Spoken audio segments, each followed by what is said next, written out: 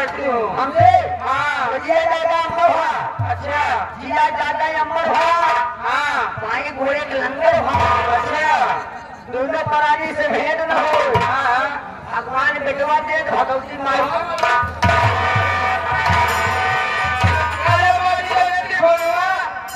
अरे कौन आशीर्वाद है माटी देवने भगवत आवले तो नाम देना आशीर्वाद में तो भगवान मत खाएगा अरे माटी देवने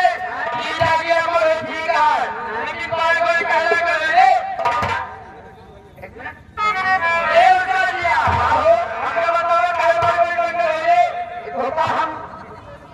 हमारा बात समझ ना पाओगे नहीं हमारा कहा के मतलब ये है कि भगवान बेटवा दे भगवती माई पाले पोसे अच्छा इतना से तन बनी हो जाए जवान हो गया हाँ आज क्या बात है नहीं भैया वाली बात यह है यार तो कब बनाए करे मारा ही हाँ कि भैया रे बटा ले खाना है जो भैया रे बैठा है अच्छा इनका बढ़िया सेवा कर हाँ ऐसा मजा दे कि मजा ले सो जाए सवेरे इनके घरे से बलवैया में इनका बड़ा बड़ा जगह जगह अपने अपने घरे ले जाए अरे जब सोई नहीं है मजा का पाई हम ले ना हम वो पाछे कह दे आवा आवा